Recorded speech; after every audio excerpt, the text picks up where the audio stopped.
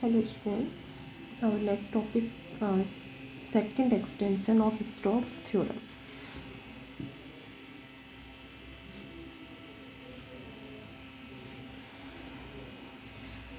Three important points हो गए यहाँ पर अपने. First, Stokes theorem. Stokes theorem, close integral along to the curve C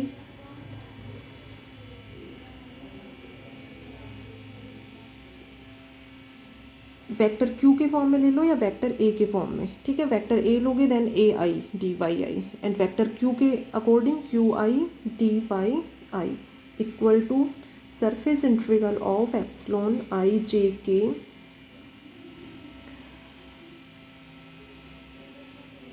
N J Q K comma J D S. ठीक है, N आई, ये आई इंडिसेज है तो ये यूनिट नॉर्मल वेक्टर में भी आई इंडिसेज रहेगा. तो ये तो मेन स्टोक्स थ्योरम थी अपनी. ठीक है, first extension of Stokes theorem says that closed integral along to the curve C be a closed curve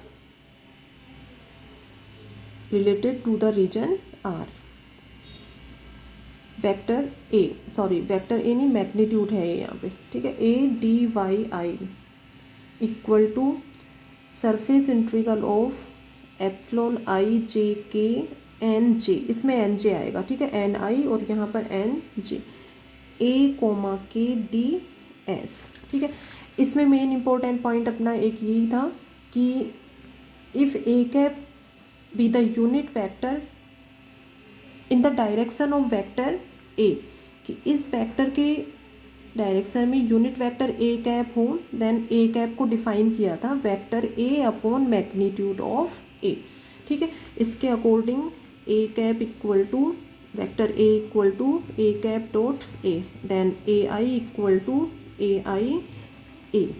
ठीक है, ए आई की ये वैल्यू लेते हुए और first extension of Stokes theorem जो है वो इजी स्टेप्स के अकॉर्डिंग प्रूव किया था. नेक्स्ट, थर्ड इम्पोर्टेंट पॉइंट यहाँ पर आता है second extension of Stokes theorem. अब second extension of Stokes theorem, इसका statement close integral along to the curve C, ये इस फॉर्म में डेराइव करना है. Epsilon I J K A J D Y के. ठीक है, ये जे और के इंडिसेज और आई. Epsilon I J K A J D Y K equal to surface integral of A J comma J. अब ये जे इंडिसेज है तो ये N I minus A J N J comma I. तो 1-2 टाइम प्रैक्टिस करोगे लिखकर, then learn हो जाएगा. D S. ठीक है, अब इसको प्रूव करना है.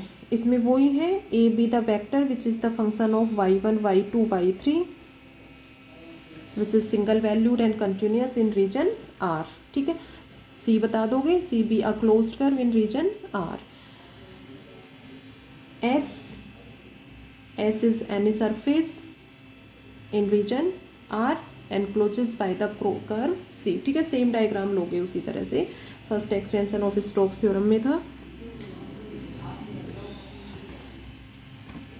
and ds be the differential surface element ds on S and n cap be the unit normal vector on ds.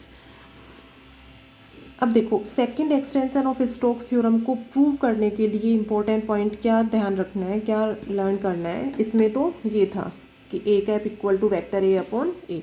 अब इसमें देखो, to prove the second extension of Stokes theorem we take the vector F equal to A cross A, vector A cross A. ठीक है, ये ध्यान रखना है. अब देखो, सबसे फर्स्ट तो इसमें स्टोक्स थ्योरम के according, by Stokes theorem second extension of Stokes theorem को प्रूव करने के लिए वेक्टर एफ को इस फॉर्म में लोगे तो एफ के अकॉर्डिंग इसको डिफाइन करोगे। क्लोज कर C F I D Y I, ठीक है, वेक्टर एफ के according F I index notation के उसमें एफ आई हो गया, और ये surface integral of epsilon I J K as it is F K comma J हो जाएगा, ठीक है। और एन आई को इधर ले लो या सबसे फर्स्ट ले लो, तो N I epsilon I J K F K comma J D S, equation number first. अब यहाँ पर एफ के इसको फाइंड आउट करोगे, तो इसके लिए वेक्टर एफ को इस फॉर्म में डिफाइन करोगे, F equal to A cross A. तो ये इंपॉर्टेंट पॉइंट है यहाँ पर। देखो सबसे प्रूफ देखो, by Stokes theorem we have this term equal to this term, ठीक है। इंडेक्स नोटेशन में ये इस फॉर्म में हो जाएगा। ये जो वैल्यू है वो इसी का सॉल्यूशन है कि इसको एन कैप है, तो ये तो एन आई हो गया इंडेक्स नोटेशन में, और इसकी डेल क्रॉस एफ इसकी वैल्यू क्या हो जाएगी, epsilon I J K F K comma जे, ये हो गया। तो ये दोनों टर्म एक ही है, ये वेक्टर फॉर्म में है और ये इंडेक्स नोटेशन फॉर्म में है। इक्वेशन नंबर फर्स्ट मार्क करोगे, by for second extension of Stokes theorem we take a vector F equal to vector A cross A, ठीक है। अब नेक्स्ट देखो, अब यहाँ पर ध्यान देने का मेन इंपॉर्टेंट पॉइंट यही है, ये वेक्टर ए है और ये कैपिटल ए वेक्टर, ठीक है। तो ये ए तो सेम उसी तरह डिफाइन करोगे, A B the vector point function which is the function of y1 y2 y3 which is single valued and continuous on region R, ठीक है। तो ये तो हो गया अपना A is a vector point function, और ये जो है small vector A is a constant vector, vector है ये बट कांस्टेंट वेक्टर है, कांस्टेंट वेक्टर, ठीक है। A is a constant vector and capital vector A B vector point function which is the function of y1 y2 y3, ठीक है। अब यहाँ से देखो एफ के है अपने पास, ये एफ के, तो यहाँ से एफ के की वैल्यू फाइंड आउट करेंगे, इसको इंडेक्स नोटेशन में रिप्रेजेंट करो, एफ आई इक्वल टू ये हो जाएगा एप्सिलॉन आई जे के इसमें आ रहा है तो ये चेंज कर लो, आई ये तो सेम हो गया, और ये चेंज कर लो, आई पी क्यू ले लो इसको, आई P Q A P A Q, ये हो जाएगा। आई को चेंज करो के से चेंज करोगे देन ये हो जाएगा के पी क्यू, ठीक है। कंफ्यूज नहीं होगे फिर, यहाँ पर ये इंडिसेस इनसे डिफरेंट हो गए, तो एफ के इक्वल टू एप्सिलॉन के P Q A P A Q. अब इस एफ के की वैल्यू को यहाँ पुट करोगे, तो ये एफ आई ये पुट करोगे और एफ के की वैल्यू यहाँ से ये पुट करोगे। इन दोनों को डिफरेंट फॉर्म में रखना है, ठीक है। ये एफ आई और ये एफ के, ये नहीं कि इन दोनों को एफ आई सेम करके फिर इस फॉर्म में स्टोक्स थ्योरम जो है वो प्रूव नहीं होगी। अब इन दोनों की वैल्यू को पुट कर दो और फिर सॉल्यूशन जो है वो step wise step easy steps में क्लियर होता है। देखो एफ आई और एफ के दोनों वैल्यूज फाइंड आउट हो गई, दोनों पुट कर दो, epsilon I P Q A P A Q ये पुट कर दिया और यहाँ पर ये पुट कर दिया।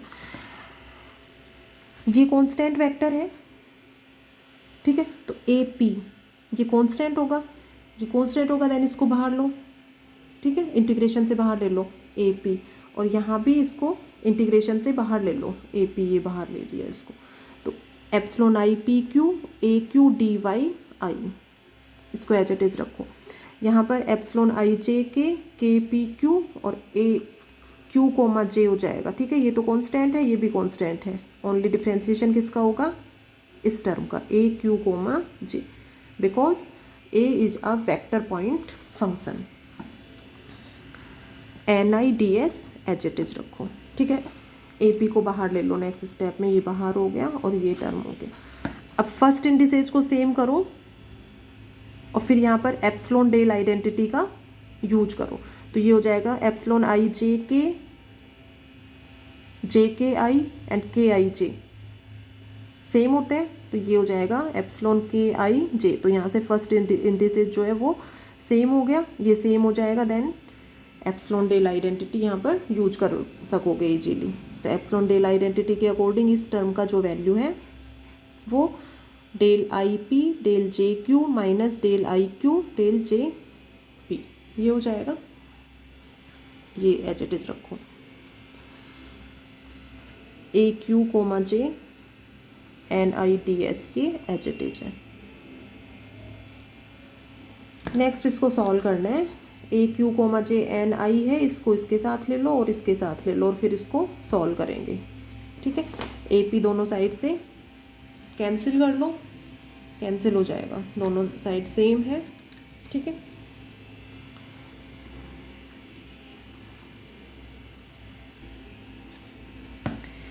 ये स्टेप है अपना। ठीक है, एप्सिलॉन डेल आइडेंटिटी यूज करके ये स्टेप आ गया। इन दोनों टर्म्स को इसके साथ एडजस्ट करो और इसके साथ ले लो, दोनों टर्म्स के साथ अलग अलग सेपरेट कर दिया।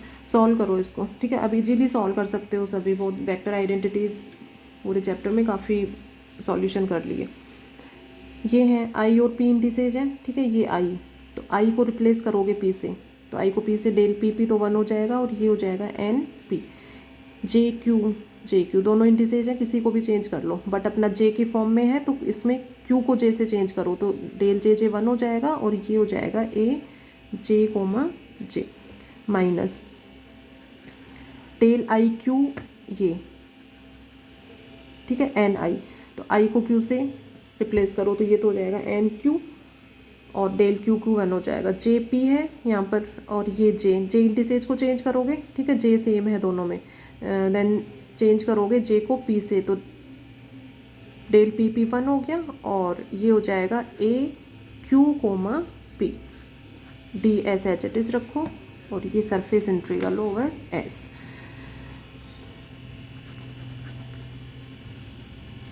इसको तो एच इट इज रहने दो, A J comma J N P minus A Q comma P है। ठीक है, ये यूनिट वेक्टर है, unit vector as a constant, तो इसको A Q N Q comma P इस फॉर्म में रिप्रेजेंट कर सकते हो। ये as a constant, unit vector constant होता है, जिसे ए कैप इसमें फर्स्ट फॉर्म लेता है, A cap as a constant vector.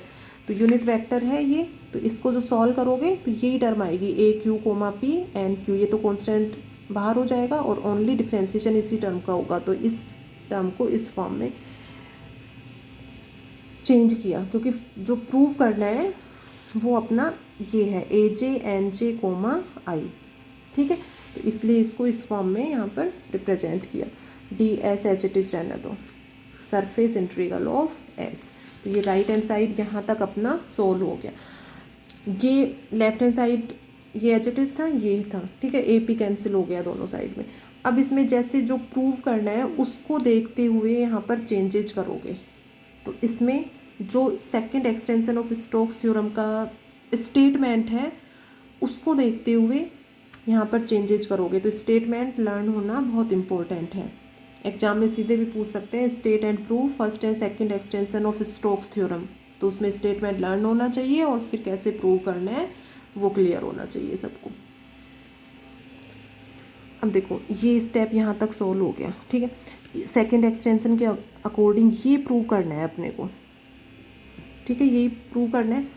अब इसमें ए जे डी वाई के है। ठीक है, यहाँ पर है ए क्यू डी वाई आई, तो सीधे इसमें चेंज करोगे, क्यू को तो जे से चेंज करोगे और आई को रिप्लेस करोगे के से। ठीक है, तो replace Q by J and I by के। ठीक है, ये है ए J comma J N P और ये है अपना यहाँ पर आई, तो पी किससे रिप्लेस होगा, आई से। क्लियर हो रहा है? ये क्यू है, क्यू को तो जे से रिप्लेस कर ही दिया, तो ये A J N J comma P ये आई है, तो पी किससे चेंज होगा, आई से। ठीक है, तो यहाँ तक यदि बिल्कुल क्लियर सही इसको सॉल्व किया है तो इजीली क्या चेंज करोगे, क्यू को जे से चेंज करोगे, आई को के से रिप्लेस करोगे, क्यू जे और आई के। ठीक है, ये तो ये है अपना यहाँ पर आई के से, और पी को किससे रिप्लेस करोगे, आई से, क्योंकि एन पी है यहाँ पर और ये एन आई की फॉर्म में है। ठीक है, क्लियर हो रहा है सभी को? तो ये चेंजेज करो तो इसमें ये टर्म अपना ये आ जाएगा, चेंजेज करोगे यहाँ पे तो ये एप्सिलॉन के आई जे ए J D Y K equal to ये एच इट इज। अब एप्सिलॉन के आई जे और आई जे के दोनों की वैल्यू सेम होती है 1 1, तो इसको एप्सिलॉन आई जे के से रिप्रेजेंट कर सकते हो। ये एच इट इज रखो, इनको एच इट इज रहने दो। ये इसी फॉर्म में प्रूव करना था, और ये this is the second extension of Stokes theorem. तो दोनों में मेन इम्पोर्टेंट फर्स्ट एक्सटेंशन और सेकंड एक्सटेंशन जो है उसमें मेन इम्पोर्टेंट पॉइंट यही है कि उसमें तो फर्स्ट में तो क्या वेक्टर ए कैप को डिफाइन करोगे vector A upon magnitude of A, ठीक है, और ये एज अ कांस्टेंट लेते हुए उसको प्रूव किया था, ठीक है। ये इसमें थोड़े से स्टेप्स हैं, तो इसके लिए वेक्टर एफ को vector small A into vector capital A, तो ये तो वेक्टर पॉइंट फंक्शन है, ये भी वेक्टर है बट ये कांस्टेंट वेक्टर है, ठीक है। इसको एज्यूम करोगे कि vector A be the constant vector, तो इसके अकॉर्डिंग जो ए पी था इसी को इंडेक्स नोटेशन में ए पी हो जाएगा, तो इसको ये कांस्टेंट है तो इसको बाहर ले सकते हो, ठीक है। तो इसमें ये अपना कंप्लीट इसका प्रूफ कंप्लीट हो गया। तो इन दोनों स्टोक्स थ्योरम जो है वो 3 फॉर्म्स में सबको अच्छे से कंसेप्ट क्लियर होने चाहिए, और इनको रिवीजन करो, लिख लिख कर प्रैक्टिस करो 2-3 टाइम्स, देन इजी है, कोई टफ चीज़ें नहीं है कि स्टेप बाय स्टेप आप लोगों को बहुत अच्छे से एक्सप्लेन कर दिया।